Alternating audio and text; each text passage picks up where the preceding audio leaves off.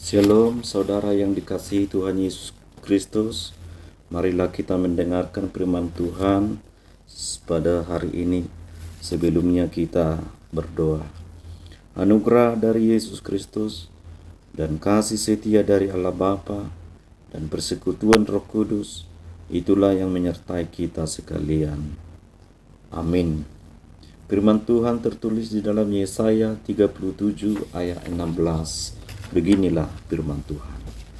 Ya Tuhan semesta alam, Allah Israel, yang bertata di atas kerubim, hanya Engkau sendirilah Allah segala kerajaan di bumi. Engkaulah yang menjadikan langit dan bumi. Saudara yang terkasih, banyak orang mengira bahwa beriman berarti tidak dapat memakai akal budi.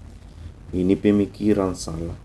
Iman dan akal budi seharusnya berjalan bersama, karena akal budi kita juga diberikan oleh Allah. Alkitab dengan sengaja memberitakan perkataan dan perbuatan Allah supaya setelah mendengar dan mengerti siapa Allah dan apa yang telah Ia lakukan, maka ia pun bertumbuh.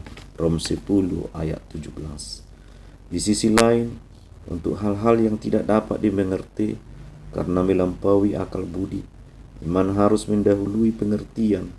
Pada nats ini kita melihat bahwa pengertian Hizkia tentang siapa Allah membuat ia memiliki iman kokoh. Mendengar perkataan utusan Asyur, Hizkia mengoyakkan pakaiannya dan menyelubungi badannya dengan kain kabung, lalu masuk ke rumah Tuhan. Hizkia sadar bahwa ia hanya dapat berharap kepada Tuhan, karena sejauh itu tidak ada negeri yang dapat melepaskan diri dari Asyur.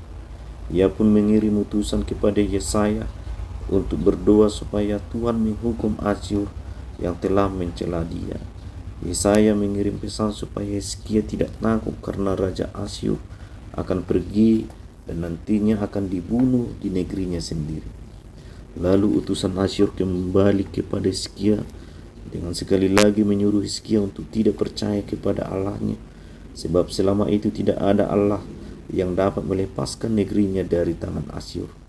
Mendengar ini, Hizkia pergi ke rumah Tuhan dan berdoa agar Tuhan bertindak bagi namanya yang telah dicela oleh Asyur dan menyelamatkan mereka dari tangan raja yang sombong itu. Reaksi Hizkia ini menyatakan perbedaan tajam antara sikap orang beriman kepada Allah yang sejati dari Sanhedrin, yaitu orang percaya kepada ilah yang sia-sia. Sebelum pertolongannya, Tuhan menelanjangi kebodohan dan kesalahan iman orang fasik. Respon orang beriman terhadap kefasikan sudah membongkar kesalahan tersebut. Cara kita memperlakukan kejahatan, fokus isi doa dan objek kepada siapa kita berdoa, mempermalukan kesesatan, kejahatan dan kedengkilan orang fasik. Karena itu bertumbuhlah dalam pengenalan akan Tuhan, supaya tiap doa dan tindakan kita merespon kejahatan justru menjadi sarana untuk kebenaran iman dinyatakan. Mengapa Hizkia tidak terpengaruh oleh fakta bahwa Asyur sudah menaklukkan banyak negeri? Ini karena Hizkia memahami bahwa hanya Engkau sendirilah Allah segala kerajaan di bumi. Engkaulah yang menjadikan langit dan bumi, sedangkan Allah-Allah lain hanya buatan tangan manusia. Sebab itu dapat dibinasakan orang. Pengertian yang benar tentang Allah membuat Hizkia beriman kepada Allah. Maka kenallah Allah dengan baik, agar kita bertumbuh dalam iman dan bertindak berdasarkan iman. Hendaklah permohonan kita sebagai orang percaya sama seperti Hizkia yang berkata, "Jangan takut karena apa yang kamu dengar, tetapi percayalah terhadap yang kamu dengar dari Allah." Hizkia merespon dengan benar semua penghinaan dan sindiran yang dilontarkan Raja Asyur. Dia datang ke hadapan Allah, menyesali segala perlakuannya yang menyakitkan hati Allah, dan Allah berkenan terhadap respon positif Hizkia.